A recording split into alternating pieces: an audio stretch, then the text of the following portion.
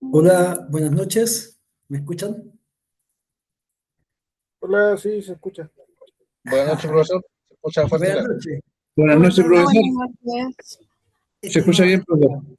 Ya, excelente, me alegro. ¿Cómo están? Partiendo este trimestre. ¿Bien? ¿Contentos?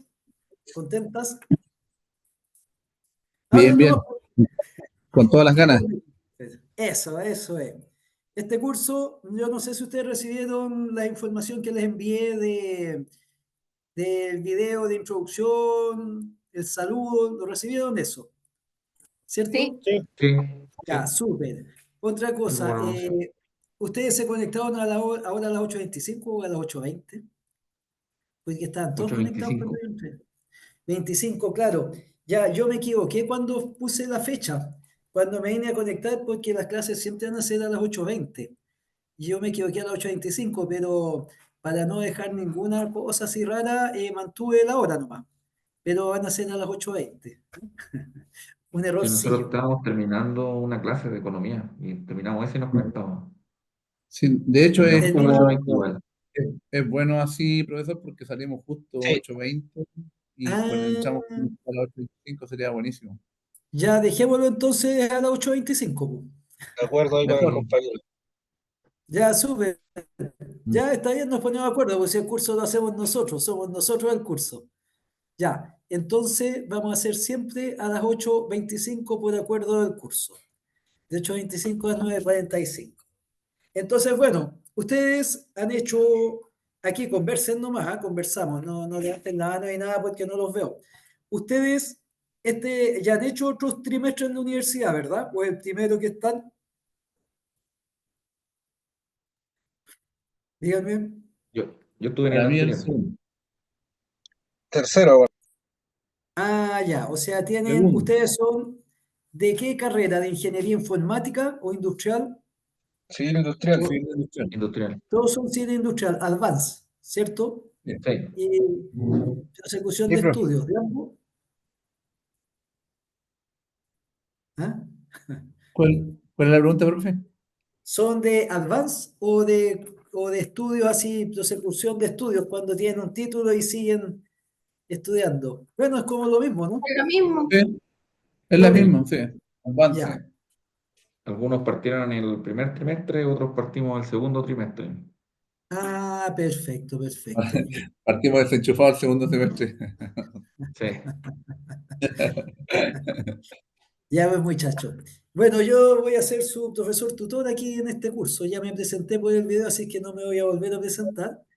Y este curso, que fenómeno de transporte, los fenómenos de transporte se refiere a fenómenos de transporte de energía en forma de calor, fenómenos de transporte de materia, así como la difusión, que aparece cuando uno deja caer una gota de tinta. Y también fenómenos de transporte se da en mecánica, ¿ah? Que son sistemas que obedecen la misma ecuación. Este curso, nuestro curso, fenómeno de transporte, consta de 3 unidades. La primera unidad es termodinámica, que estudia las leyes que rigen los intercambios de energía, básicamente, y las transformaciones de energía. Ustedes saben que la energía en el universo no se crea ni se destruye, es constante en el universo. Eso es una información experimental. Entonces, pero solo se transforma de una forma a otra. Entonces, pero hay leyes que rigen esos intercambios de energía. Los intercambios de energía o la transformación de energía están regidas por leyes físicas. Entonces, es muy importante para un ingeniero, un ingeniero en cualquier especialidad, conocer estas leyes, porque al fin y al cabo la ingeniería lo que hace es administrar los recursos energéticos de las empresas en forma eficiente. Da lo mismo si es una ingeniería mecánica, industrial, en logística o comercial, porque al final lo que hacen las empresas es transformar la energía y hay que saber las leyes que se usan para hacerlo en forma eficiente, porque la energía siempre es un bien que las disponibilidades energéticas son siempre limitadas, ya sea tanto para los civiles como uno, como para las empresas, porque si uno se compra un balón de gas, tiene esa energía, la energía del balón, ¿cierto? Y cómo se administra esa energía es lo que hace la diferencia, porque si yo despilfarro una energía en mi casa o en la empresa, no voy a ser competitivo como empresa. Entonces, lo que hacen los ingenieros es administrar de alguna forma, ya sea en forma directa o indirecta, la energía, optimizando procesos, inventando nuevas maquinarias, optimizando las maquinarias. ¿Se fijan? La energía comercial también, porque el dinero es un equivalente energético, eso lo vamos viendo en el curso, entonces la administración de los recursos monetarios son equivalentes a estar manejando energía, porque el valor que tiene un billete de 1.000 pesos es su equivalente energético. Si yo me compro con 1.000 pesos un sándwich, es porque ese sándwich, llevarlo a mi plato, requirió 1.000 pesos. ¿Mm? Y así es el equivalente. Entonces, esto es muy importante porque es lo mismo que un agrónomo. Un agrónomo tiene que manejar las leyes, ¿no es cierto?, del agro, saber qué plantar y cuánto plantar en cada época del año para ser eficiente. Y maneja esas leyes, pues si uno no las conoce, va a dejarla embarrada, va a plantar, no sé, pues sandías cuando no hay que plantarlas y no van a salir. En cambio, el agrónomo sí. Y lo mismo pasa con el ingeniero, va a saber manipular la energía y va a conocer las leyes, la eficiencia de un motor, por ejemplo, de combustión, un motor eléctrico, cuánto puede esperar, cuánto me va a gastar. Eso es importante, cuánto me sale energéticamente construir una cierta obra, porque esa equivalencia es en dinero. Eso es lo que vamos a ver en este curso. Después vamos a ver fluidos, que son líquidos y gases, que son súper importantes en la industria, todas sus formas, los sistemas de refrigeración, sistemas neumáticos, ¿no es cierto?, sistemas hidráulicos, y finalmente el fenómeno de transporte. Entonces yo voy a compartir con ustedes una presentación que tengo para el curso, ¿ya? Se las puedo enviar después el PDF de la presentación, que está basado también en el taller que ustedes tienen, el taller escrito de la semana 1.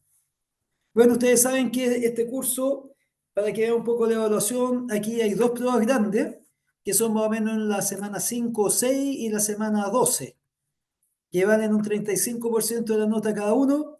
Van a tener controles online y tareas online, que el promedio de ellos vale un 30% de la nota. Y bueno, hay un recuperativo también, si alguien no puede dar alguna prueba por alguna razón, de enfermedad, no encontrarse fuera del país. Ok, entonces voy a compartir mi PC. Yo cuando comparta no los voy a ver a ustedes, entonces ustedes hablen nomás, no levanten la mano porque yo no voy a saber. Ok, hablan nomás así como hemos conversado y opinen, y es súper importante que metan la cuchara, que hablen, porque sus aportes van a ser siempre buenos. Le van a dar el caché al curso, porque ustedes saben que este curso va a ser único en la historia del universo, va a ser la única oportunidad en que todos nuestros caminos se crucen y caminemos juntos aquí un tiempo, este trimestre. Entonces, si bien tenemos una estructura así formada del curso, pero el detalle que lo hace único es el aporte de ustedes, pues. Entonces, eso es importante, ya así es que están invitados a participar y a opinar sin levantar la mano nomás. Metan la cuchara ahí cuando estemos hablando. Entonces, yo voy a dejar de compartir aquí el video. Esto se está grabando, la clase va a quedar grabada aquí en Blackboard y les voy a mandar por anuncio a sus correos de la universidad el PDF de la presentación que vamos a hacer sobre esta clase. ¿Correcto? Entonces yo voy a dejar de compartir el video. Yo, mientras hago la clase, les voy preguntando a veces, ¿sí? Y ojalá me contesten, porque así yo sé que estamos conectados, porque a veces me ha pasado que cuando con los editores de PDF, Word, no sé, de cualquier cosa, yo los cierro, a veces por error es el mismo navegador que los abre. En este navegador con que nos estamos comunicando me abre un PPT y yo por error cierro el PPT y cierro el navegador. Entonces, a veces he seguido haciendo la clase y estoy desconectado. Si pasa eso, no se desconecten, muchachines, pero contéstenme ya, sí, yo sé que estoy conectado y no me he equivocado. Es súper importante eso, créanme. Ya, bien, chicas y chicos, voy a desactivar el video y vamos a partir con la materia. Entonces voy a compartir mi PC, toda la pantalla, compartir. Y se supone que ustedes están viendo mi PC. ¿Lo están viendo, cierto? Tienen que decir sí. Sí. Sí, profesor. Ya, muchas gracias. Entonces, aquí estamos en nuestro curso, aquí está la clase 1 y aquí está el PPT, la clase en PPT. Ya, aquí está ya. Entonces, esto yo se los voy a mandar por el PDF después, ¿ya? A los anuncios. Entonces, este es el curso de fenómeno de transporte. Aquí están los contenidos del curso que les decía al comienzo. ¿Se fijan? Termodinámica, que es la física del calor, las leyes que rigen las transformaciones y los intercambios de energía, en gran parte en forma de calor. La segunda unidad es mecánica de fluidos, importantísima por todos los sistemas, como les decía, neumáticos, hidráulicos, de refrigeración, en fin. Y además porque nosotros somos fluidos básicamente. Ustedes saben, el 70% de un ser vivo es agua, más o menos. Somos casi gotas de agua. Entonces, entender fluido nos permite entendernos a nosotros también un poco. Y la última unidad corresponde al fenómeno de transferencia de calor y masa, las leyes de Fick, que las vemos. Es bien entretenido este curso, les va a gustar. Entonces, la primera unidad es termodinámica, la física del calor. Las transformaciones de energía en forma de calor, lo que permite hacer, por ejemplo, las máquinas térmicas que vemos ahí, los motores a vapor, los motores a benzina. ¿Ah? Vamos a estudiarlo en este curso y vamos a ver cómo funciona. Entonces, bueno, la termodinámica es una teoría macroscópica, digamos, no hace alusión a la estructura de la materia. Y es una teoría muy general y experimental, como todas las leyes de la física, se basa en la observación experimental. Entonces, la termodinámica tiene un lenguaje, el lenguaje propio de cada especialidad. Entonces, en esta primera parte del curso, lo que vamos a estudiar en esta sesión es el lenguaje de la termodinámica. Y el primer concepto que tenemos es el concepto de sistema. ¿Qué es un sistema? Un sistema es un concepto general y es cualquier ente físico en el espacio-tiempo, cualquier ente físico en el universo, cualquier cosa que existe en el universo puede ser un sistema. Puede ser una piedra, un trozo de madera, una olla con cazuela, una persona, el aire de la sala, la biosfera, la galaxia. Puede ser cualquier cosa que sea. Pero cuando uno tiene un sistema que es nuestro objeto de estudios, nosotros no vamos a estudiar la galaxia en este curso, pero sí vamos a estudiar, por ejemplo, como sistema un motor bencinero. Puede ser, o un horno. Todo lo que no pertenece al sistema se llama medio externo. O sea, el sistema más el medio externo forman el universo. ¿Correcto? Y los sistemas se separan del medio a través de la pared o el límite del sistema. Y esa pared puede ser real o imaginaria. La pared del sistema. ¿En qué caso es real? Por ejemplo, en una conserva. Claro, ahí la pared es la lata y está clarita. Pero si yo digo que el sistema es el aire de la sala, obviamente el límite es un límite imaginario, o sea, donde termina el aire, o si yo digo es la biosfera o la atmósfera del sistema, el límite no es un límite real, es un límite imaginario. Ahora, estas paredes o límites del sistema, está claro, si tienen alguna duda, chicos y chicas, me la preguntan al tiro, nada de quedarse con dudas, si ya estamos en confianza, ya nos conocemos. ¿Ya? Así se preguntan nomás. Entonces, ya sabemos que el límite o pared del sistema puede ser real o imaginario.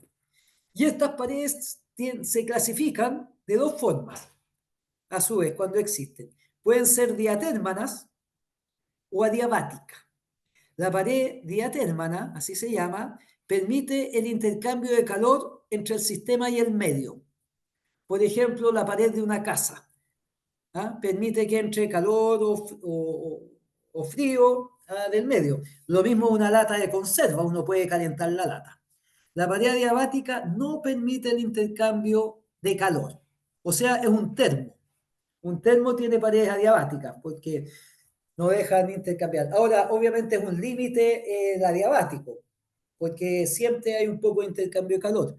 Pero en buena aproximación, una pared adiabática sería pared de un termo. O los aislantes térmicos como el Fibra Plumaví, vidrio. la lana de vidrio, muy bien. Esos son aislantes térmicos que generan paredes adiabáticas. Muy bien, ¿ven que son importantes los aportes? Ahora, los sistemas, según sus paredes y sus límites, a su vez, que esto es muy importante, estos conceptos, hay tres tipos de sistemas. Un sistema puede ser abierto, cuando intercambia materia y energía con el medio. Por ejemplo, una olla hirviendo, porque intercambia energía, ¿cierto?, entre el calor y además evapora agua al hervir, o la taza de café. Las personas, si el sistema es un humano, es un sistema abierto, porque nosotros intercambiamos calor y materia con el medio. Intercambiamos calor, estamos a 36 grados, si nos metemos en una cama cuando nos acostamos y la cama está helada, después de un ratito la cama está calientita, ¿verdad? La calentamos con nuestro cuerpo. O en un día de sol nos ponemos al sol y recibimos energía. Y también intercambiamos materia, porque comemos en la respiración, cuando vamos al baño. ¿Se fijan? Los seres humanos somos sistemas abiertos. Un sistema cerrado, en cambio, no puede intercambiar materia. Materia puede intercambiar energía, pero no materia. Por ejemplo, una olla con tapa es un sistema cerrado, porque uno puede calentar la olla, pero mientras esté la tapa puesta no va a intercambiar materia. Y el sistema aislado es el que no intercambia ni materia ni energía con el medio. O sea, está aislado totalmente, no sabe lo que pasa afuera, porque para saber lo que pasa afuera tengo que intercambiar o materia o energía, nos tiene que llegar información. Entonces un termo es en buena aproximación un sistema aislado, mientras esté cerrado. Ahora, cuando tenemos un sistema, nosotros queremos caracterizar el estado del sistema, describirlo. Entonces, para describir el estado de un sistema, no sé, de una caldera, de un horno, de la atmósfera, uno lo caracteriza a través de las propiedades del sistema. Las propiedades del sistema nos dan el estado del sistema. Y las propiedades de un sistema, en general, son de dos tipos. Pueden ser cualitativas, que indican cualidades, y por lo tanto son subjetivas. Por ejemplo, grande o chico. Si yo digo, tengo un comedor grande, eso es relativo, no dice nada, porque a lo mejor en una mansión mi comedor es muy chico. Depende, grande, chico es relativo. O decir malo o rico, sabroso. Yo a lo mejor encuentro muy ricos los porotos. Yo a lo mejor a alguien no le gusta. Estas son propiedades cualitativas. Si algo es simpático o pesado, si es bonito o feo. Esas son propiedades cualitativas. Si está caliente o frío, yo digo, el agua está caliente, pero a lo mejor para alguien esa agua está fría, o viceversa. Yo digo, el agua está fría y para alguien está caliente. Las propiedades cuantitativas, en cambio, son propiedades medibles, que se pueden convertir en un número. Por ejemplo, decir, el agua está a 20 grados Celsius.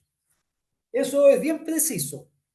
Ahora, uno verá si la considera caliente, fría, pero decir que está a 20 grados Celsius no da lugar a duda.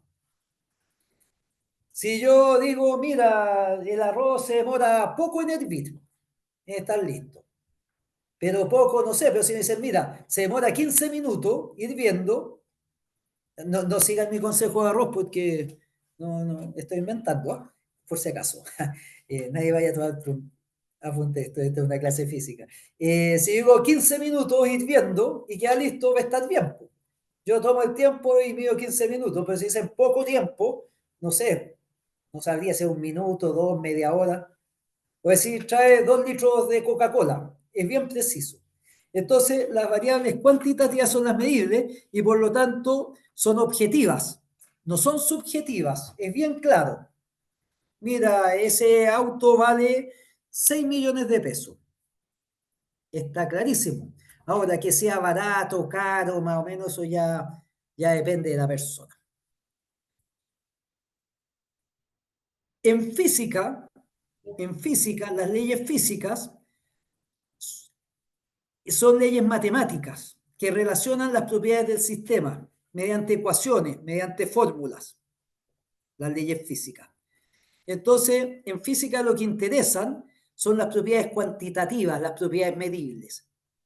Y esas propiedades medibles, las propiedades que se pueden medir como el volumen, la masa, el largo, la temperatura, se llaman variables físicas o se llaman propiedades físicas. También se les llama observable, aunque no se refiere a que sean vistas con los ojos, porque una temperatura es un observable, un tiempo es un observable, una corriente eléctrica es un observable porque se pueden medir, pero no las vemos. Entonces, las variables físicas o propiedades físicas u observables, que así se llaman, son todas las propiedades medibles de un sistema. Temperatura, densidad, volumen, área, superficie, en fin. Y estas variables que caracterizan estados sistema, variables medibles, propiedades medibles, también se llaman en termodinámica variables de estado, porque van a definir el estado de un sistema. Por ejemplo, mira, este horno tiene un volumen de 20 litros, está trabajando a una temperatura de 860 grados Celsius. ¿Se fijan? Esas son las características que van a definir estado del sistema. Y a su vez, estas variables pueden ser de dos tipos, extensivas o intensivas. Extensivas viene de extensión y son las variables que dependen del tamaño del sistema. Por ejemplo, la masa de un sistema es una variable extensiva. El volumen. Las variables intensivas, en cambio, no dependen del tamaño ni de la cantidad de materia del sistema. Por ejemplo, la temperatura. Si yo mido la temperatura de una piscina olímpica, o saco un vaso de agua de la piscina olímpica y mido ahí la temperatura, va a ser la misma.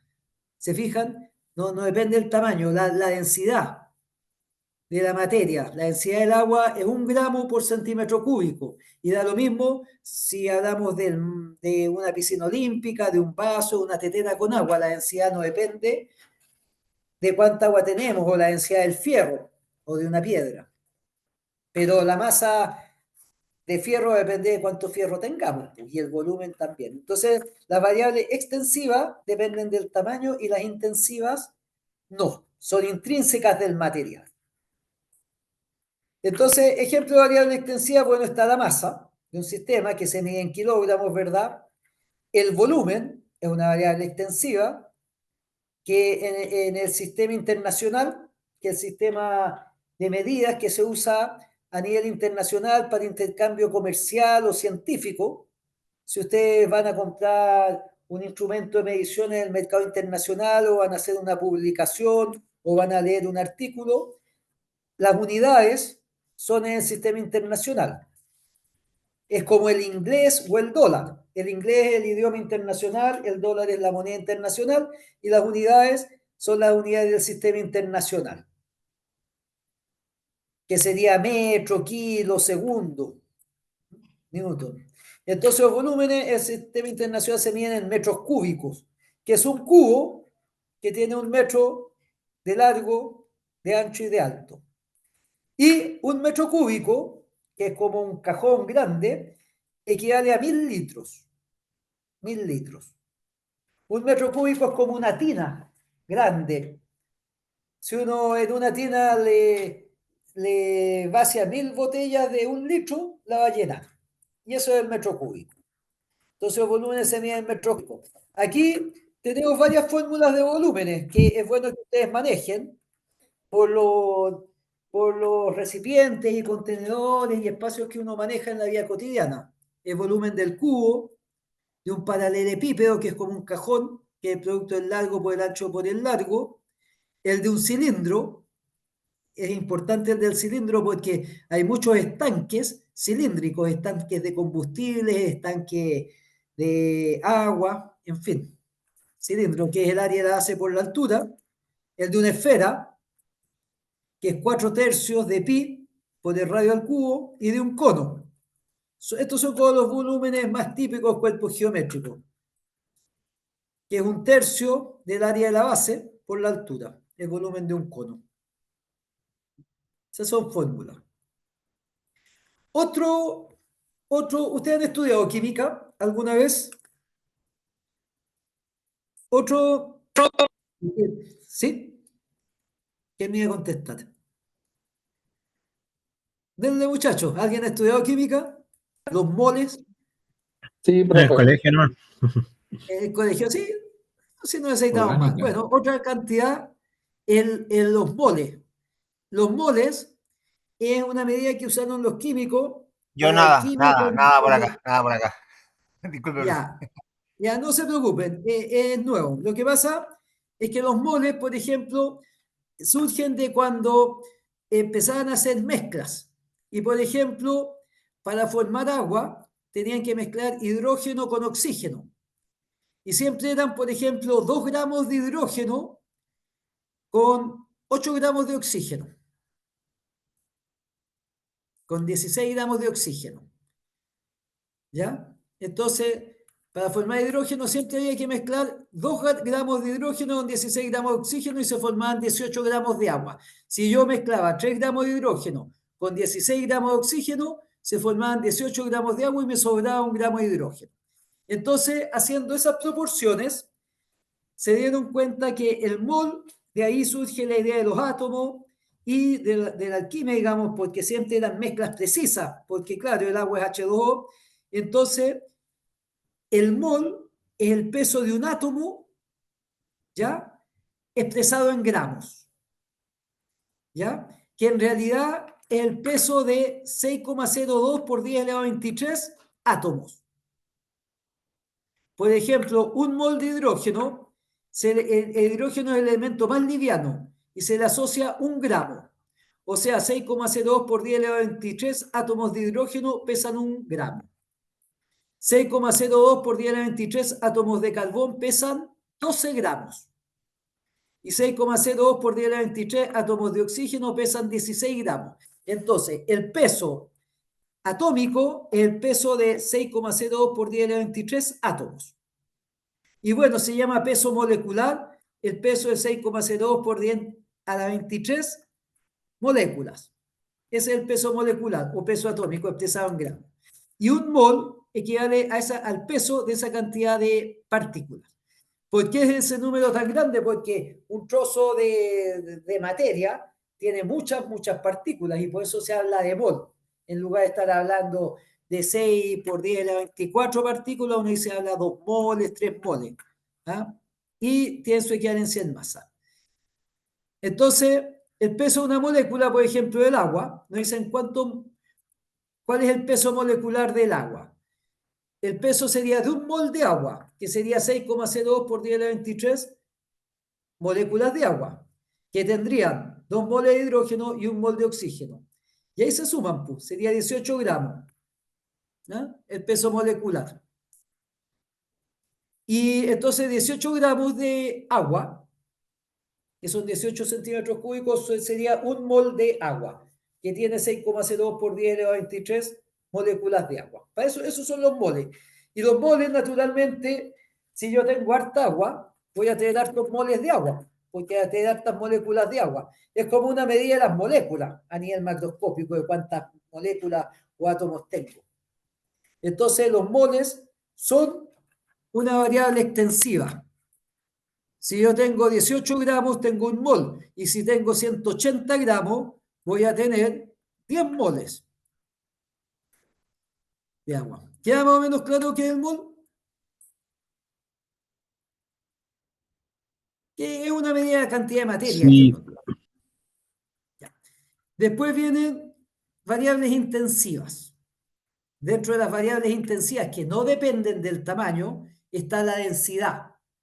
La densidad es cuánta materia hay en un cierto volumen, que puede ser de 1 metro cúbico o 1 centímetro cúbico. Por ejemplo, 1 centímetro cúbico es un cubito que tiene 1 centímetro por 1 centímetro por 1 centímetro. Entonces, ¿cuánta materia hay en ese centímetro? Eso es la densidad y se calcula la masa partido por el volumen. Entonces, la densidad es una propiedad de la materia. Por ejemplo, ahí dice la densidad de un cristal de cuarzo es 2,3 gramos por centímetro cúbico.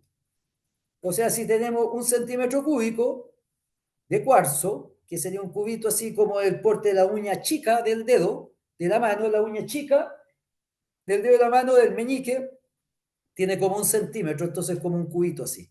De cuarzo van a ser 2,3 gramos. Ahora, 1 gramo por centímetro cúbico, una densidad de 1 gramo por centímetro cúbico, equivale a 1000 kilos por metro cúbico. 1000 kilos. Porque 1 metro cúbico son 1 millón de centímetros cúbicos. ¿Ya? Entonces, una densidad de 1 gramo por centímetro cúbico del agua equivale a 1000 kilos por metro cúbico. O sea, 1 metro cúbico de agua tiene 1000 kilos de agua, pesa 1000 kilos. 1 tonelada, lo cual no es menor, ¿eh? O sea, no es llegar a instalarse un jacuzzi en el segundo piso de la casa, porque si uno lo llena de agua va a tener 1 o 2 toneladas y puede dejarla embarrada, terminar con el jacuzzi en el primer piso. Tiene que sostenerse, el agua es bastante densa. Y bueno, las piedras son más densas que el agua. La densidad del cuarzo es como la densidad típica de una piedra. Entonces, esa es una variable que depende del material. Aquí hay algunas densidades. Si ustedes se fijan, la densidad del aire es 1000 veces menor que la del agua. 1 metro cúbico de agua pesa 1000 kilos y 1 metro cúbico de aire pesa 1 kilo. El hierro tiene una densidad de 7,87 gramos por centímetro cúbico, el mercurio es 13,6. Los metales siempre están arriba de 6, 7, las piedras están como entre 2, 3 y el agua 1. La gravedad específica es la densidad respecto del agua, que es básicamente la densidad. Si unidades, por ejemplo, la gravedad específica de hierro es 7,87, porque la del agua es 1, entonces es básicamente la densidad. ¿Ah? El peso específico es cuánto pesa 1 metro cúbico o 1 centímetro cúbico. Es como la densidad, pero en peso. ¿Ya? Bueno, el volumen específico es el volumen de 1 gramo o de 1 centímetro de materia. Es con la densidad relativa. Pero eso no lo usamos tanto. Otra variable intensiva es la presión. La presión del aire en la habitación en que ustedes están es constante en toda la habitación, y si ustedes toman un frasco y lo abren, la presión del aire dentro de ese frasco es la misma que está en toda la pieza y que está en el espacio fuera de la casa, en el patio, en la plaza. Esa es una variable intensiva, la presión de los sistemas, los gases. Y la presión se define como la fuerza perpendicular a una superficie dividida por la superficie. Esa es la presión. ¿Cuánta fuerza se ejerce por metro cuadrado? ¿Cómo se distribuye? Esa, o por centímetro cuadrado. Esa es la presión. La presión es importante porque en los sólidos, en los cuerpos duros, cuando uno aplica una fuerza, uno empuja el cuerpo. Ya no, y se avanza. En cambio, en los fluidos, como en los líquidos, en el aire, el efecto de la fuerza, según el área en que esté, puede penetrar el fluido. Si el área se divide si la fuerza se actúa sobre un área grande, se disminuye el efecto de penetrar el fluido que si la fuerza se aplica sobre un área pequeña. Entonces, en fluidos como líquidos y sólidos, el concepto de presión es importante. En el sistema internacional que les hablaba, la presión, las fuerzas se miden en newton. No sé si ustedes se acuerdan, un newton es una unidad de fuerza que equivale más o menos al peso de 100 gramos. Una yuya, el peso de la yuya está normalizado, y las lluvias pesan 100 gramos, pues, que sería 1 newton. O sea, 1 kilo pesa 10 newton, básicamente. Así, en realidad es 9,8 newton, pero lo redondeamos a 10. Entonces, la presión sería la fuerza en newton partido del metro cuadrado, el sistema internacional. Y esa unidad se llama pascal. Cuando Profe, aplicamos un newton, ¿sí? cuando Me tengamos perdí las en la evaluaciones, lluvia. Me perdí en la lluvia. vamos a trabajar con el redondeo del tema del Newton, del 981, o vamos a trabajar con 10. Indistintamente. Cuando tenemos calculadora, a veces conviene hacerlo en 9,8, pero cuando lo hacemos mental, trabajamos con 10. Pero está bien, ahí uno especifica. Claro, porque si llevo un saco de 20 kilos de carbón, eso serían 200 newton. Así. Y si yo peso 70 kilos, en newton serían 700 newton. Y así uno lo saca rápido. Ahora, si tenemos calculadores, estamos haciendo más preciso, bueno, ahí le podemos poner 9,8. ¿Se fijan? ¿Sí? ¿Queda claro? Sí, profe. ¿Muchachones? Ya. Ya, entonces el pascal. Ahora, 1 newton es el peso de 100 gramos. Imagínense ustedes agarran un puñado de sal. Un puñado de sal son como 100 gramos. Y lo esparcen sobre 1 metro cuadrado, que es como una hoja de mercurio. Obviamente la presión que ejerce rebaja. Entonces los pascales son rebajas. Es una presión muy baja. Las presiones normalmente se miden en kilopascal, que son 1000 pascal. Por ejemplo, una persona parada. Hay otras unidades que son la presión atmosférica que vamos a ver después, que son 101.300 pascal. O PSI, que es la del sistema inglés, que es pound, que es libra por pulgada cuadrada. Una pulgada en la falange del pulgar, ¿cierto? Son 2,54 centímetros, hace un cuadradito de 54 que es como una estampilla, y le ponen una libra arriba, que es como medio kilo. Son 454 gramos. Entonces es como medio kilo sobre un cuadradito, así sobre una estampilla. Eso es un PSI. Pero en general vamos a trabajar en el sistema internacional nosotros. Entonces, por ejemplo, queremos calcular la presión, dice, de una persona sobre sus 2 pies. Porque si me paro de un pie, reduzco el área a mitad, aumento al doble la presión al tiro. Entonces, bueno, si la persona tiene 70 kilos, una persona de 70 kilos, el peso le ponemos 700 newton y calculamos el área del pie. El pie lo aproximamos a un rectángulo. Su forma más básica, unos 10 centímetros de ancho por 30 de alto, de largo. Lo pasamos a metro, ¿cierto? 10 centímetros se divide por 100, el centímetro para pasarlo a metro se divide por 100, porque un metro son 100 centímetros. Entonces los 10 centímetros es 0,1 metro, los 30 centímetros es 0,3 metros, entonces el área del pie sería el largo por el ancho es 0,03 metros cuadrados.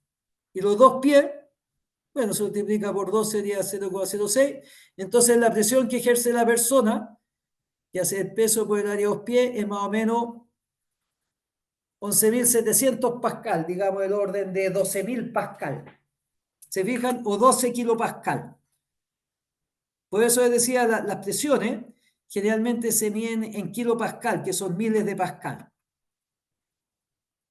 Y si esta persona se para en un pie, la presión va a ser al tiro de 23.400 pascal, se aumenta al doble, porque el área se reduce a la mitad. En el caso de un gas, la presión en el interior del gas es la misma, en todas las partes del recipiente. O sea, cuando ustedes tienen un balón con gas, la presión que ejerce el gas en todas las paredes, en la tapa superior, en la base, es la misma. Siempre los gases generan la misma presión, siempre y cuando el recipiente no sea muy grande. Si tenemos un recipiente, porque, claro, nosotros sabemos que la presión disminuye con la altura. Si ustedes se paran en un avión a 10.000 metros de altura, la presión es mucho más baja que a nivel del mar. O en la cima de una montaña hay menos presión que en la base. Pero si el recipiente no es tan grande así como una montaña, digamos, que no sea más de 100 metros de altura el recipiente, que es difícil tener recipiente de más de 100 metros de altura, en ese caso puedo considerar que la presión adentro del gas es la misma en todas partes. Todas partes. Y el instrumento para medir presión se llama barómetro, para medir la presión de la atmósfera, la presión que ejerce el aire. El aire, nosotros, la superficie de la Tierra está rodeada por una capa de aire que tiene 200 kilómetros de altura más o menos. Y tener 200 kilómetros de gas en la cabeza pesa, aunque sea poco denso el gas, pero está hablando de 200 kilómetros. Y ese peso genera presión atmosférica. Profe, una consulta. Igual Cuando tengo- habla de un... Ah, disculpe. ¿Mm? Sí, que Debe. cuando habla de un recipiente que como de 100 metros, dijo, y la presión es constante, ¿este recipiente debe estar tapado? Tapado, sí, un Tapado, recipiente siempre tapado. cerrado. Claro, Ya, en un recipiente cerrado. Sí, ok, gracias. sí. En una botella, claro. Estos estanques de gas que tienen, claro, un Profe, recipiente yo venía cerrado. ahora. Sí, dígame, Alejandro acá. El gas igual Alejandro. creo que, que no siempre puede ser igual porque también tenemos lo que es la temperatura, la cantidad, si es que baja la temperatura y ahí entramos a lo que usted mismo decía, entre más moles, más partículas están chocando. Claro, es cierto lo que dices, pero cuando tú tienes un recipiente de gas, tienes una cierta cantidad de gas en el recipiente, ¿ya? Lo tienes cerrado, un sistema cerrado, que no entre ni salga gas. Y ese recipiente está a una temperatura dada, por ejemplo, a 20 grados, un balón de gas. Y para esa temperatura, la presión dentro del balón va a ser la misma en todas partes. Y si cambias la temperatura, va a cambiar la presión. Pero en la nueva temperatura, la nueva presión va a ser la misma en todas partes. ¿Se fijan? Entonces, para una masa dada de gas y para una temperatura dada de ese gas, la presión en el recipiente es la misma en todas partes. Ahora, si el recipiente es extremadamente alto como una montaña, claro, arriba va a haber menos presión que abajo, pero en un recipiente normal es la misma, ¿sí? Pero está muy bien lo que dice, esa aclaración. ¿Ves que es importante la participación de ustedes? Muy importante, muy bien. ¿Y algún otro comentario? Bueno, aquí en la Profesor, Tierra, ¿sí? profesor, ese, no sé, no lo recuerdo bien, pero ese se llama, parece que ese es el fenómeno de Bernoulli, ¿o no? Porque la presión es aplicada en todas las paredes cuando hay una presión igual, ¿o no? Claro, ese es el principio de Pascal. Sí, es cuando la Sí, presión, por eso el manómetro se puede instalar en cualquier lado, porque en cualquier lado donde un recipiente esté cerrado, la presión, ya sea agua, presión de aire, neumática, todas van a ser iguales, por eso se puede instalar el manómetro en cualquier ya, posición, ¿o ojo, no? ojo con esto, ojo con esto. En el gas, miren, les voy a hacer una demostración aquí. Vamos a ir al escritorio. Están los gases ideales, los de Dalton y principios Exacto. termodinámicos. Déjenme de aquí que estoy viendo la pizarra que yo uso. Espérense. Déjenme ver aquí. Escape. Estamos ahí con nuestra presentación, la pizarra, onboard. Tenemos esto, miren. Estoy abriendo aquí la pizarra. Que a veces vamos a usar esta pizarra. Ahora, como tenía esa presentación, me estoy yendo por la presentación. Ya. La presión es la fuerza partido por el área, ¿correcto? Ya. Cuando tenemos un gas, aquí tenemos un recipiente. Pensemos que tenemos un recipiente cerrado.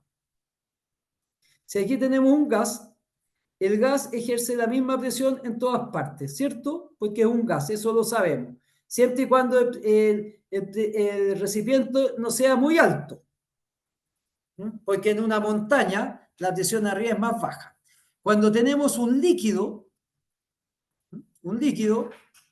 por ejemplo agua, Ahí la presión depende de la profundidad, porque a una cierta profundidad es el agua que está arriba la que ejerce el peso. Entonces, el agua que está arriba va a ejercer un peso sobre la base.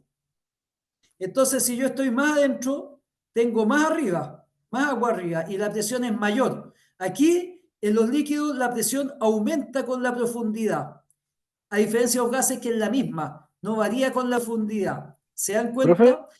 Entonces, espérame, lo que dice su compañero, yo en un gas puedo poner el manómetro aquí, lo puedo poner aquí, lo puedo poner acá y va a medir la misma presión.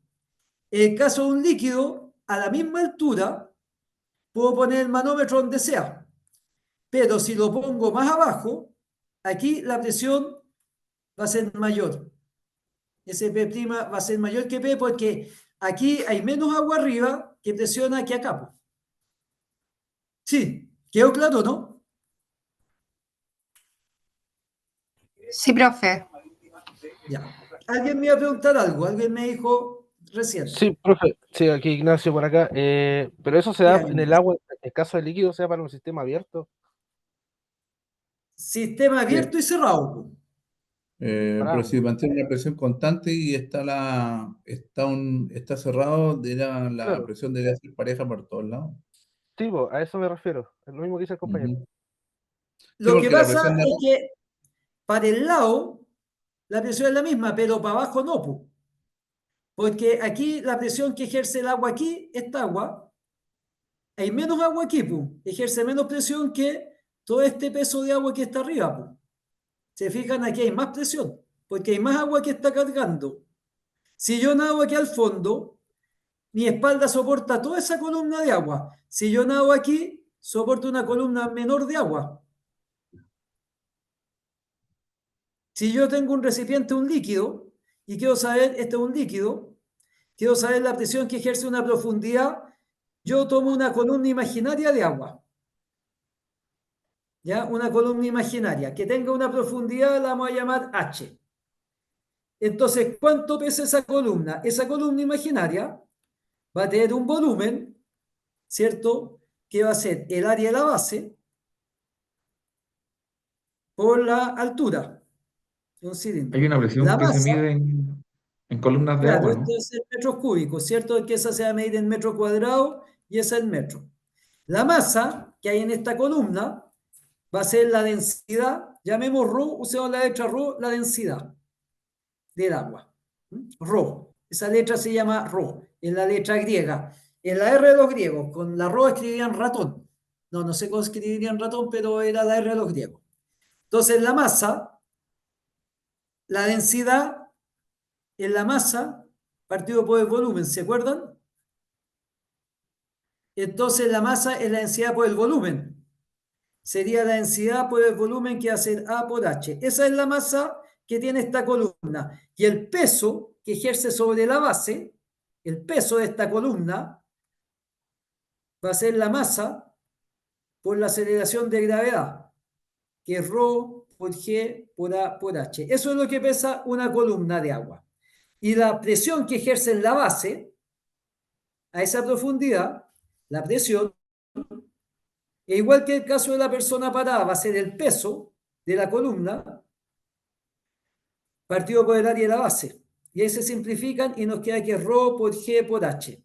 Entonces la presión aumenta con la profundidad. Mientras más hondo estoy, mayor H, mayor presión. Porque sostengo más agua sobre mi cabeza. La presión a 100 metros de profundidad en el agua, nosotros podemos aguantarla.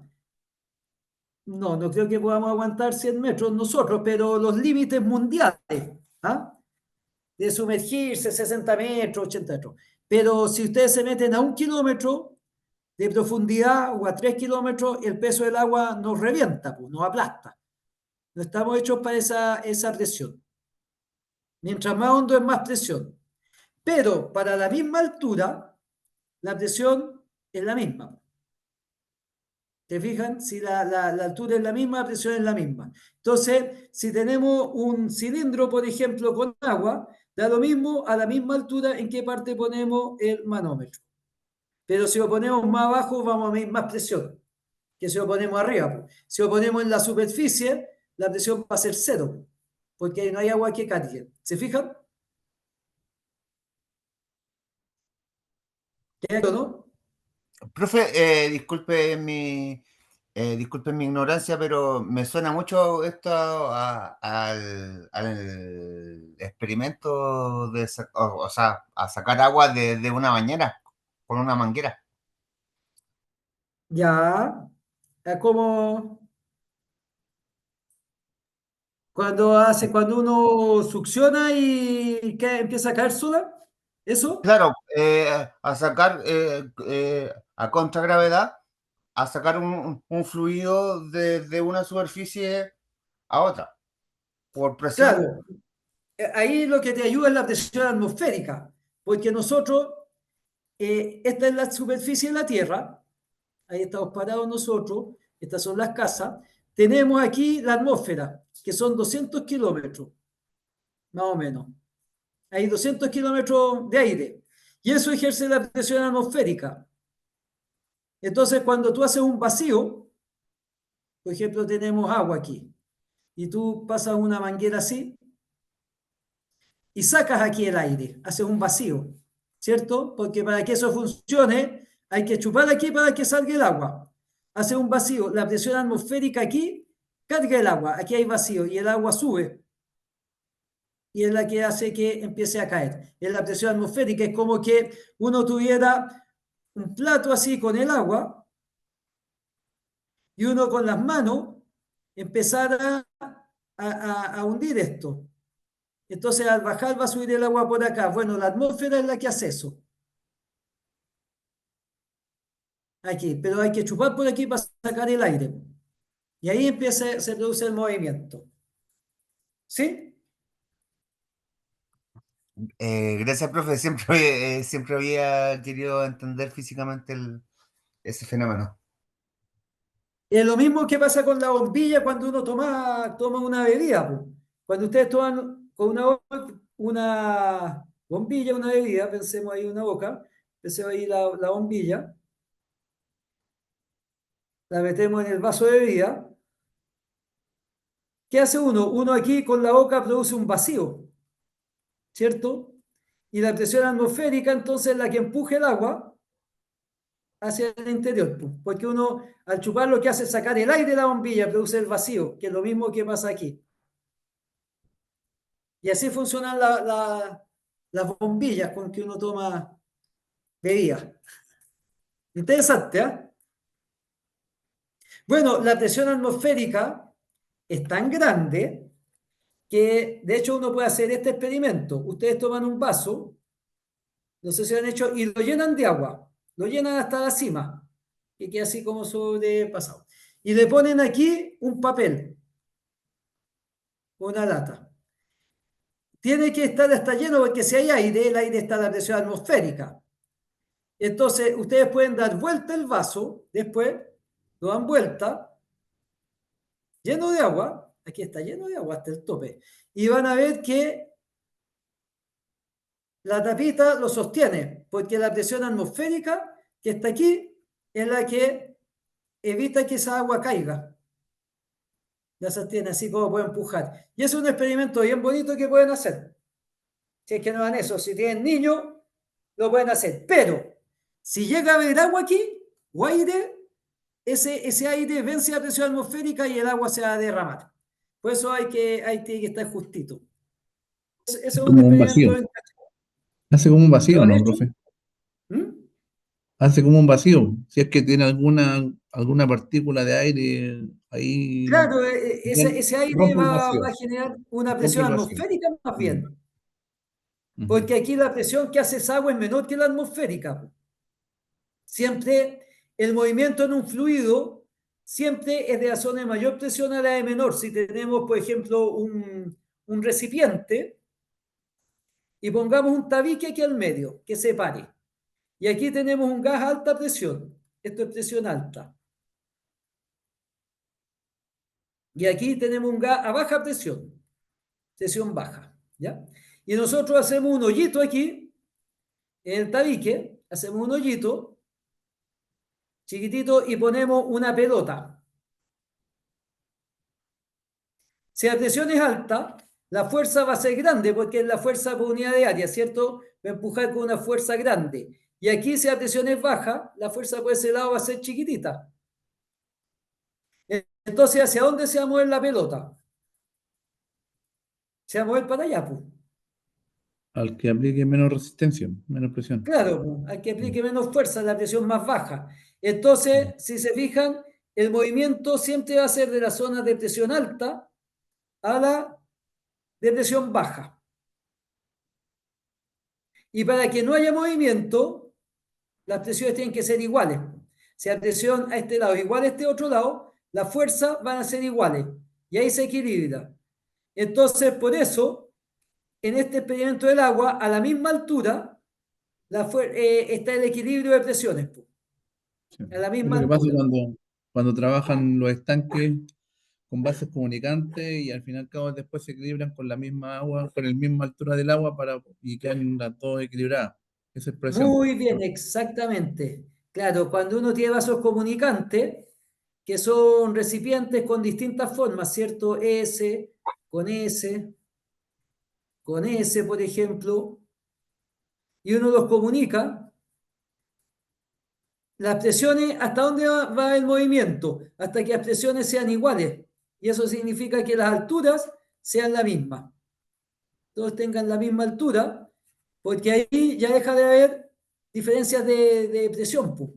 Entonces el fluido se estabiliza. Muy bien, los vasos comunicantes. Y por eso en ingeniería, digamos, en todas las ciencias de ingeniería, uno mide el equilibrio con una manguera con agua, pues, para ver si está ahí a la misma altura, pues, porque el agua siempre alcanza la misma altura. De hecho, las pirámides de Egipto, en Egipto antiguo, cuando hacían la base de la pirámide con piedra para construir la pirámide, para dejar la parejita, la base, la llenaban con agua.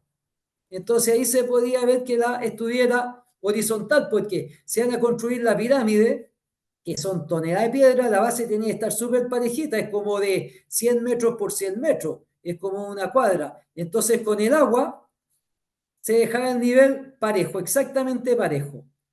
¿Qué es lo que se hace con una manguera cuando se quiere medir que algo esté a la misma altura? En ingeniería. ¿Qué es los vasos comunicantes? Muy bien. Claro, porque independiente a la misma profundidad va a ser la misma presión. Muy bien. ¿Ven? Ha estado magnífico los aportes de hoy día. Muy bien, muchachos. Ya, sigamos porque si no se os va a pasar la hora, pero estaba entretenida la conversa, ¿cierto?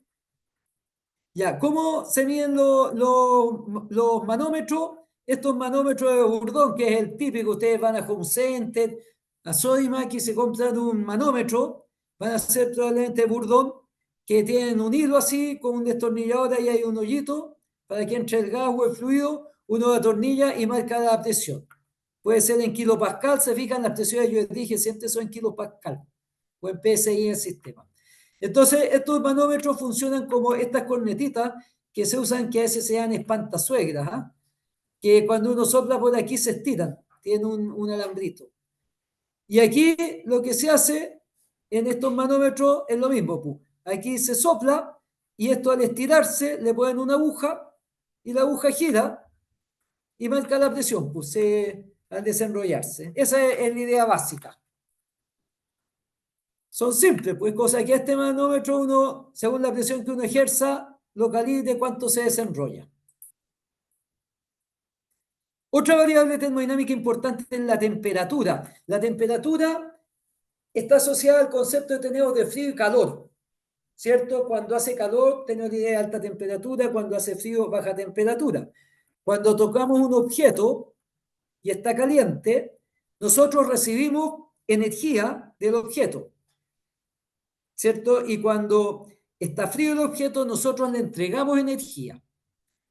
Ahora, ¿por qué sentimos el calor o frío en los objetos? Por la energía interna que tienen. Los átomos y las moléculas siempre se están moviendo. En los sólidos siempre se están moviendo, en los líquidos tienen más movimiento, están más sueltos, y en los gases andan loquitos por todos lados. En las moléculas Los átomos siempre están vibrando. ¿Por qué se dé este movimiento? Por lo siguiente.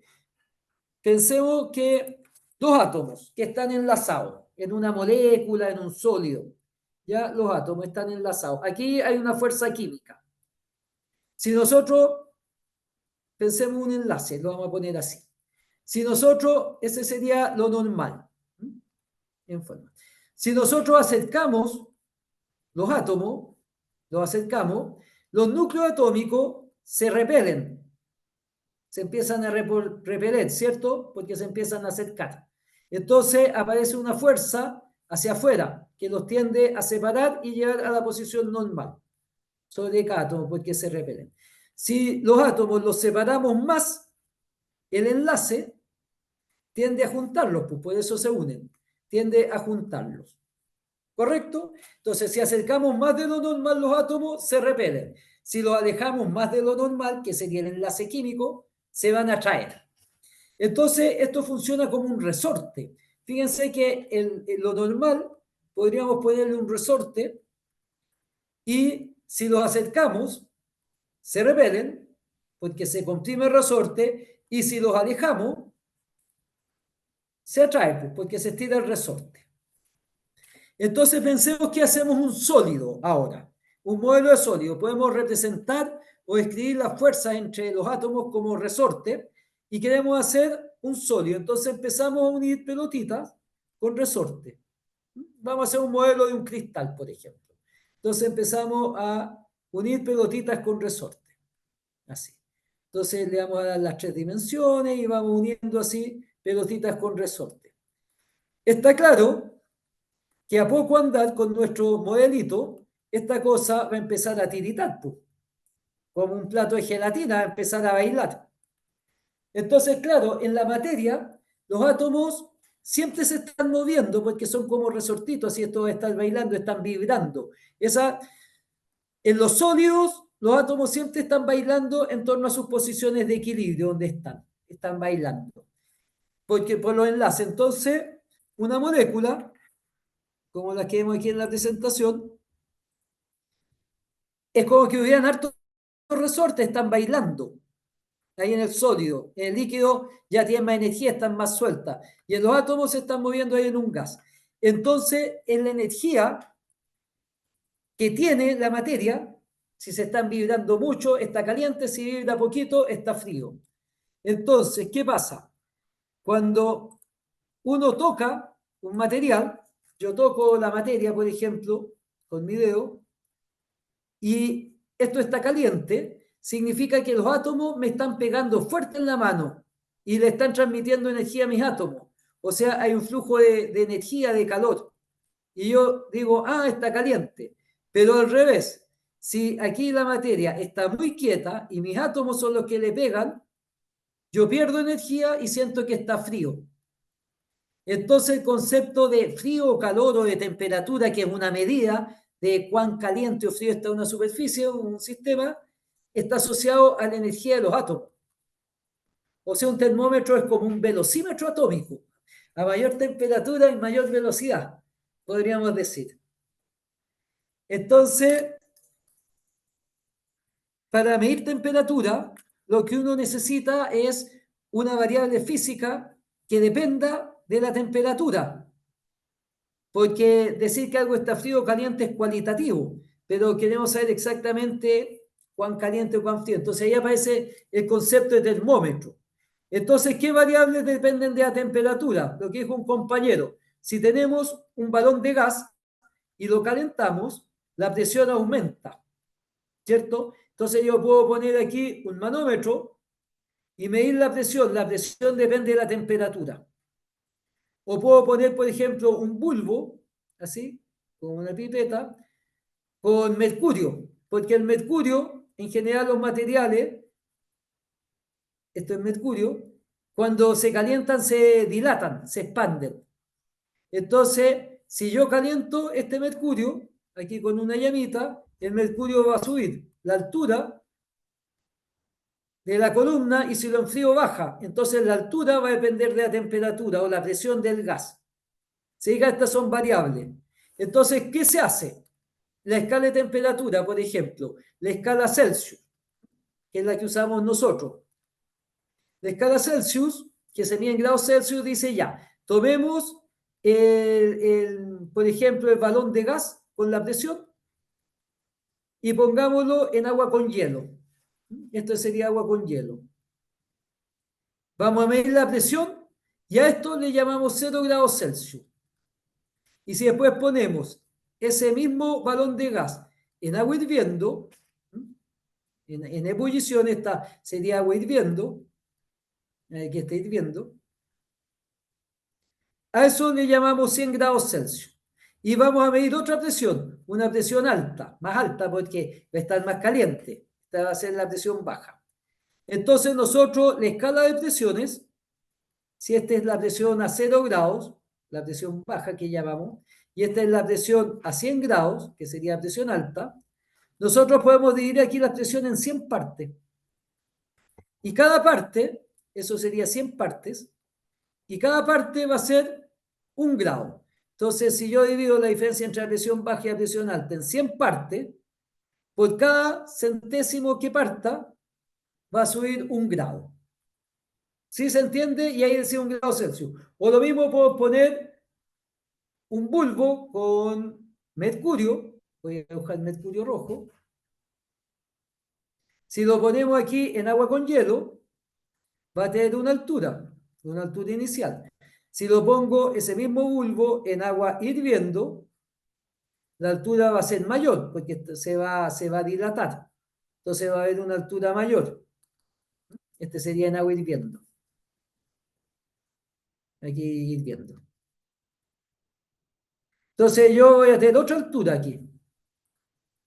Entonces yo divido las dos alturas. Tengo aquí la altura 1, que es a 0 grados Celsius, la altura 2, que es a 100 grados Celsius. Yo divido en 100 partes las alturas. 100 partes. Y cada parte va a ser 1 grado. Si la altura sube hasta allá, va a haber subido 1 grado Celsius, 2 a 3. Y yo puedo comparar los grados medidos con el mercurio o con la presión y coinciden. Si a mí me da 30 grados aquí con el termómetro de mercurio, con el termómetro de presión, que ese sería el termómetro de gas a volumen constante, ¿ah? Coinciden, así que está bien eso para medir presión o para medir temperatura. Esa es la idea de la escala termométrica. ¿Y por qué se toma el agua en la escala Celsius?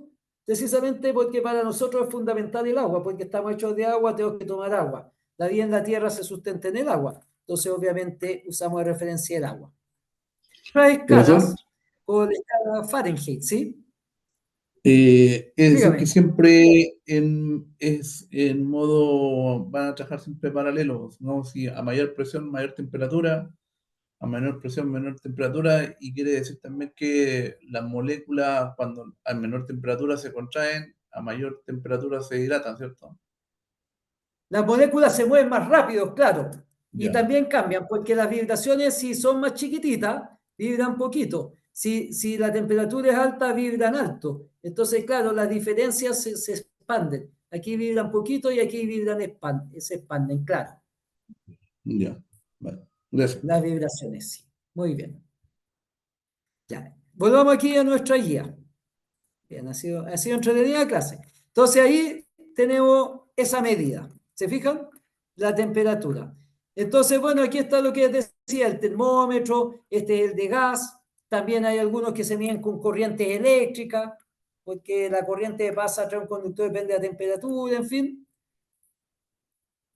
Entonces aquí las escalas que se usan son la escala Celsius, Kelvin y Fahrenheit. La Celsius toma como referencia el punto de ebullición del agua y el punto de fusión. La escala Fahrenheit, que fue una de las primeras escalas, me parece que fue la primera escala de temperatura que se hizo, que fue como en 1600, el señor Fahrenheit, tomó como referencia el punto de fusión del agua, que es agua con hielo, le puso 32 grados.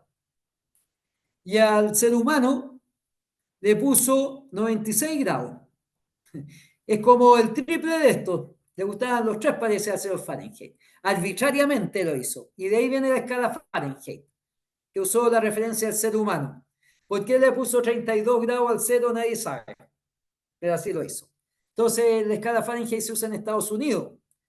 En Inglaterra se usa la Celsius y la Fahrenheit. Y en algunos países como Bahamas se usa la Fahrenheit, pero en casi todas partes se usa la Celsius, la de nosotros.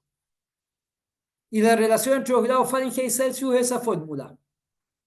Fíjense que 5 partido por 9 es casi 5 partido por 10, es casi un medio.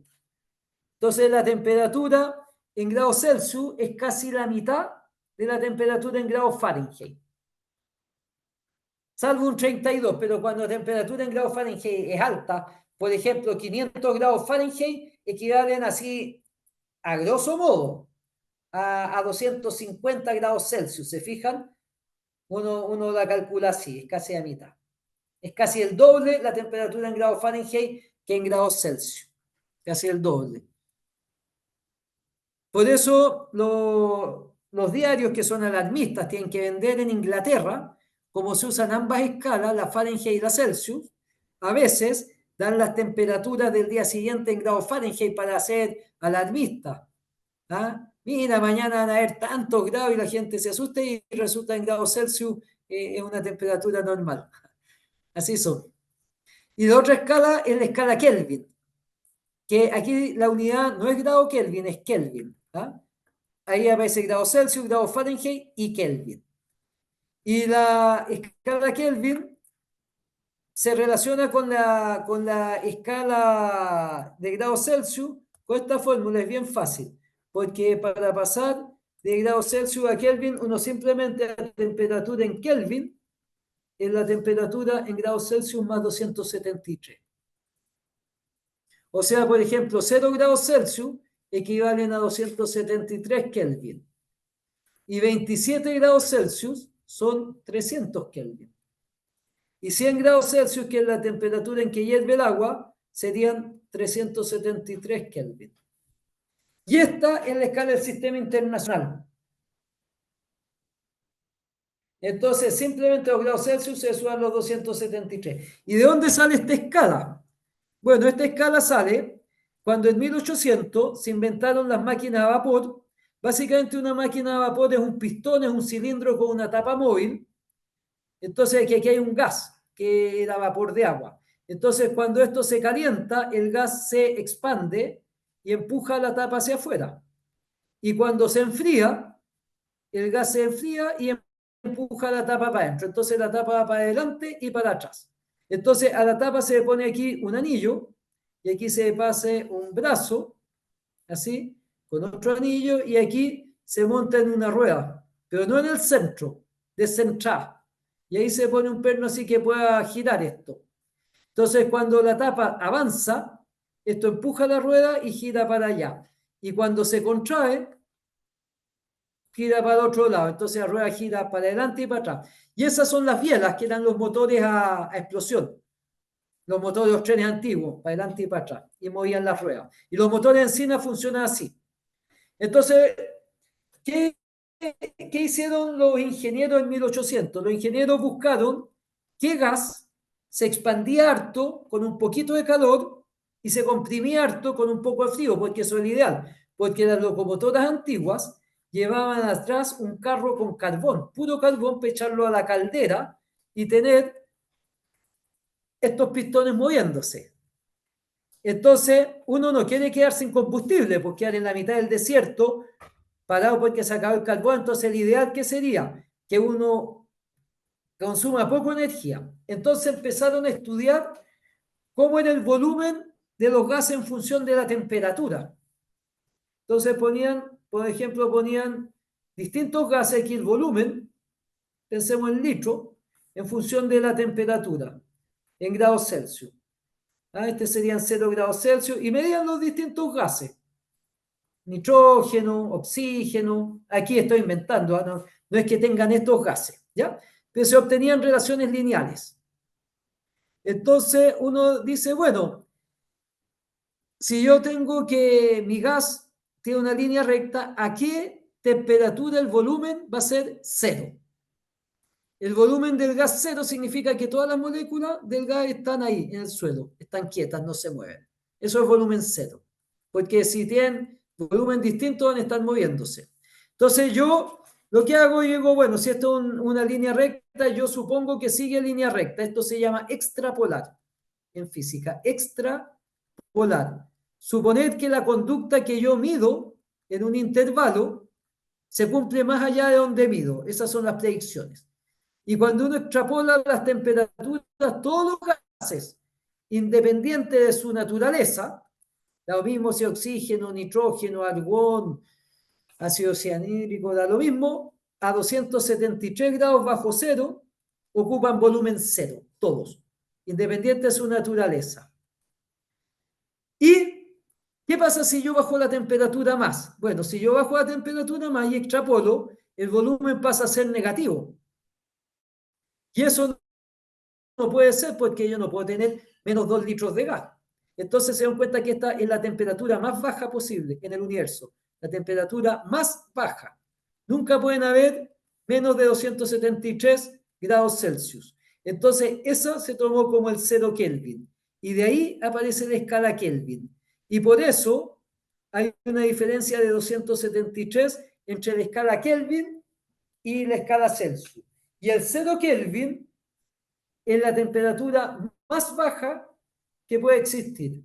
No puede haber menos 3 Kelvin. No puede, porque a menos 3 Kelvin tendríamos volúmenes negativos. Entonces es la temperatura más baja del universo. Y efectivamente, si ustedes van a Saturno, por ejemplo, ahí la temperatura es como de 270 grados bajo cero. Anda cerca del cero absoluto. Esto se llama la escala absoluta o escala Kelvin, porque viene del universo. Y por eso se adoptó en el sistema internacional. De ahí viene. Profe, disculpe, siempre había querido entender ese asunto del cero absoluto. ¿Por qué se le llama el cero? Yo antes, cuando era chico, pensaba que era como 0 grados, pero No, el obviamente. cero, porque es la temperatura más baja del universo. Y ahí se le tomó como cero en la escala Kelvin. De ahí parte la temperatura. Por eso la tomaron como cero. Y ese es el origen de la escala Kelvin, que son 270 grados bajo cero. O sea, es requete contra la U. Uno a esa temperatura se congela y si uno pone a 200 grados bajo cero, por ejemplo, una flor, si uno la mete en un estanque con nitrógeno líquido, que sea a 196 grados bajo cero, está líquido a 196. O sea, son 100 grados menos que eso. Y uno mete la flor y la saca y la quiebra con un martillo, que así de tiesa. Bueno, ahí estas son las sustancias que se probaron, oxígeno, argón, hidrógeno, ¿se fijan? Y todas ocupan volumen cero o presión cero a esa temperatura. Y ese es el origen de la escala Kelvin. Ahora, hay un hecho experimental, ya con esto ya estamos casi por terminar. Si nos pasamos un segundito, no importa, que cuando uno tiene un sistema aislado, un termo, cualquier sistema aislado, uno ve que las variables, todas las variables de estado, tienden a un valor que no depende del tiempo, es independiente del tiempo, depende del tiempo. Se estabilizan las variables. Y en ese estado se cumple que la temperatura es la misma en todas partes del sistema. La temperatura se vuelve constante. Entonces, no hay diferencias de temperatura. Entonces, cuando las variables dejan de variar en el tiempo y la temperatura se hace constante en todas partes, arriba, abajo, en todas partes, eso se llama equilibrio térmico del sistema, el estado de equilibrio térmico. Y los sistemas aislados siempre tienden al estado de equilibrio térmico. Y cuando yo toco dos sistemas, los pongo en contacto térmico, o sea que puedan intercambiar calor, o sea que sea una pared diatérmica, uno siempre ve que si parten a una temperatura distinta, inicialmente, son distintas esas temperaturas, los sistemas tienden a quedar en equilibrio térmico con una temperatura final la misma.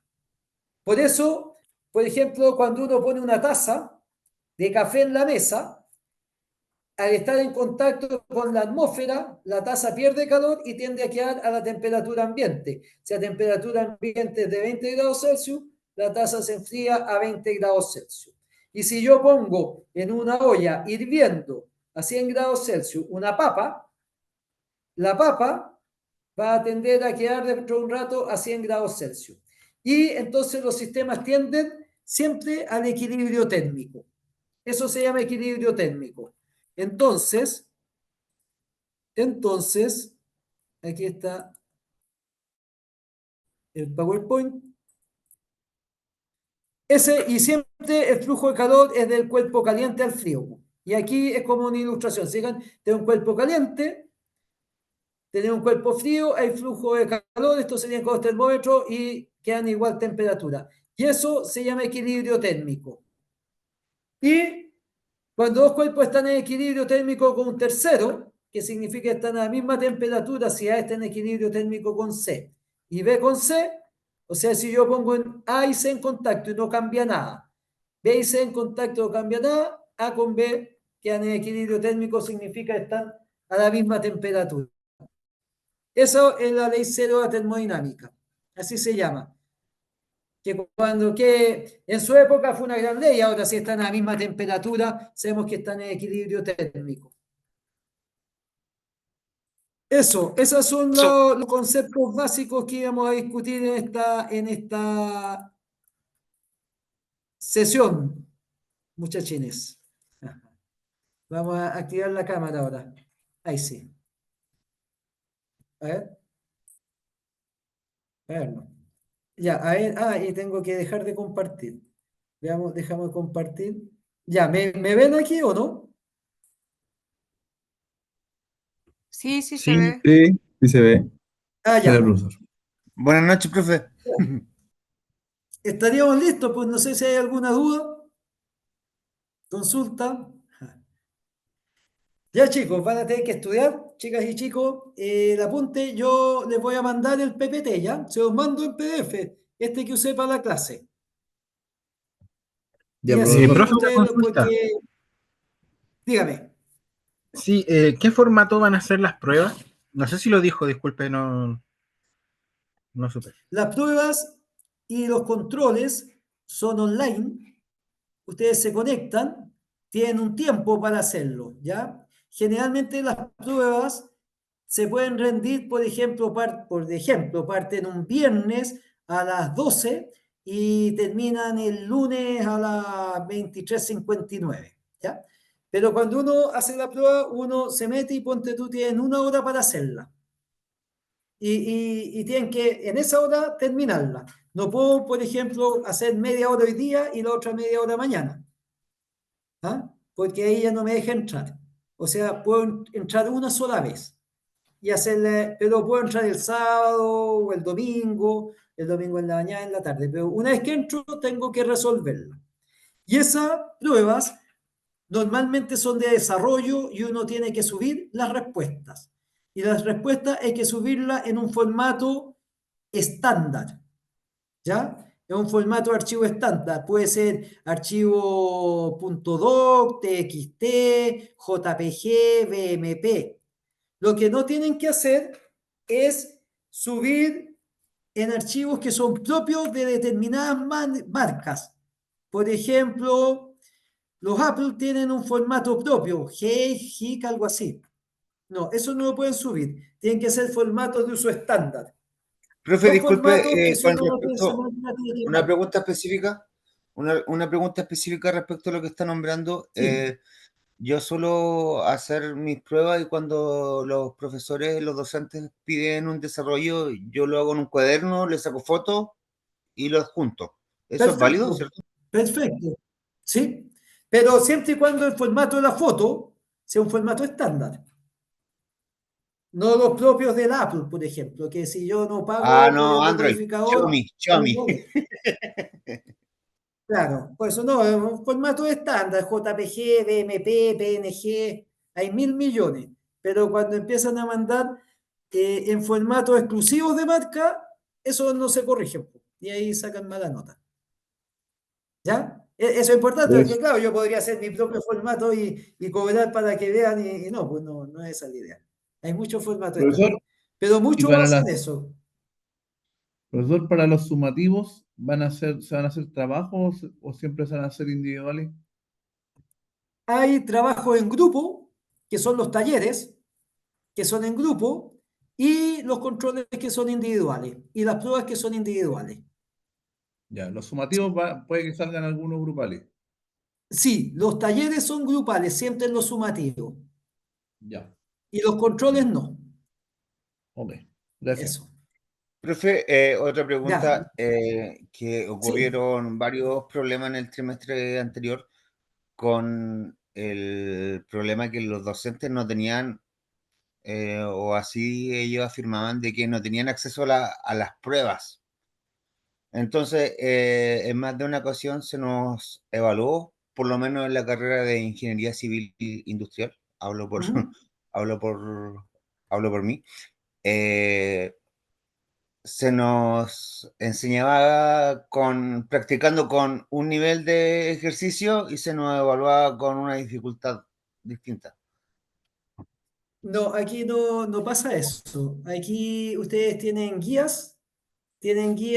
en cada clase, cada semana, tienen una guía de materia, tienen una guía con ejercicios resueltos y una guía con ejercicios propuestos, pero con las respuestas. No están resueltos, pero están las soluciones. Tienen un video del curso de la materia que les enseña y la guía de materia. Y las pruebas están a ese nivel.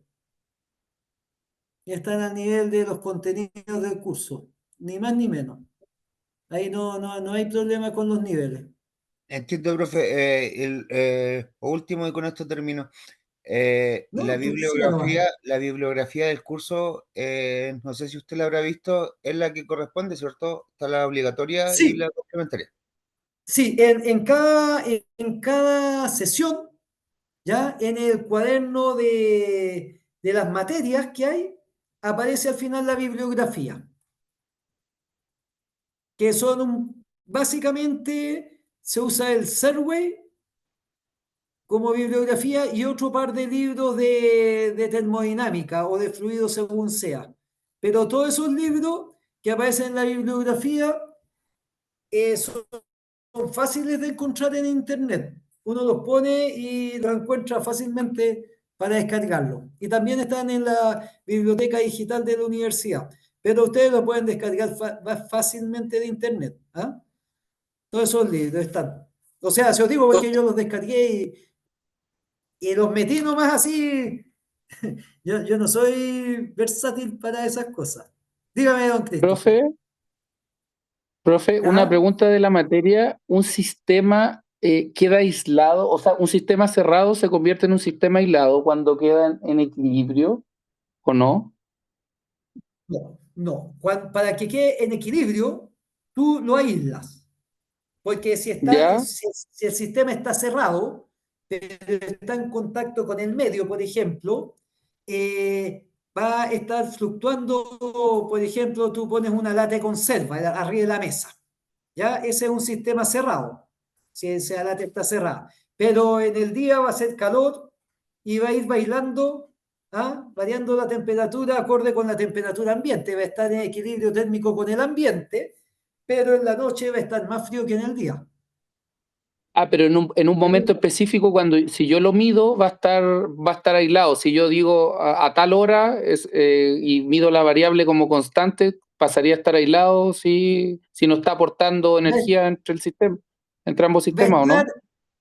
en equilibrio térmico, no va a estar aislado. Va a estar en equilibrio térmico con el medio. El que esté en Ya, equilibrio térmico no implica que esté aislado.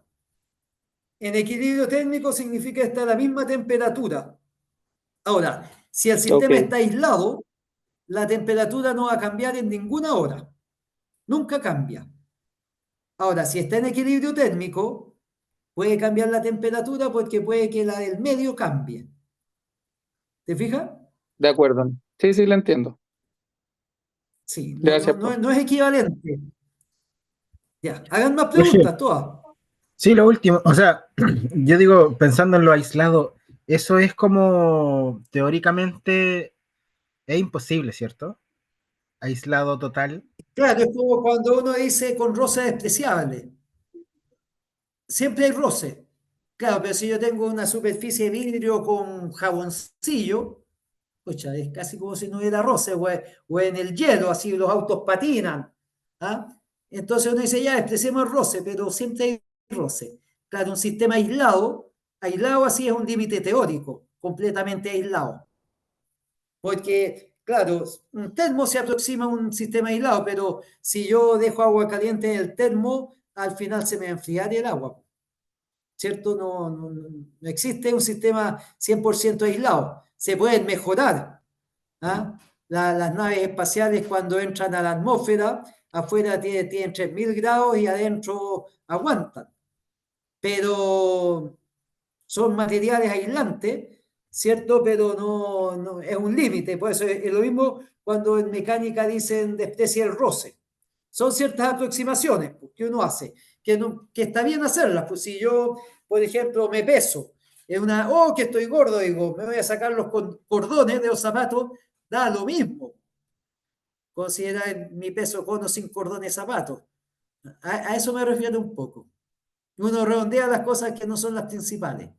Entonces, claro, un termo con muchas horas va a ser un sistema aislado, entonces lo puedo escribir como un sistema aislado. Pero un Equilibrio periodo térmico largo, lo dice, el equilibrio térmico lo dice que dos cuerpos están en contacto con la misma temperatura. La claro, palabra equilibrio se atribuye a la temperatura, ¿cierto? a la temperatura, sí. Cuando dos cuerpos están a la misma temperatura, no intercambian calor. Entonces, eh, están en equilibrio térmico, sí, cuando están a la misma temperatura. Si tú te metes en agua a 37 grados Celsius, no la vas a sentir, porque está a tu temperatura, no vas a sentir ni frío ni calor. Interesante, ¿eh?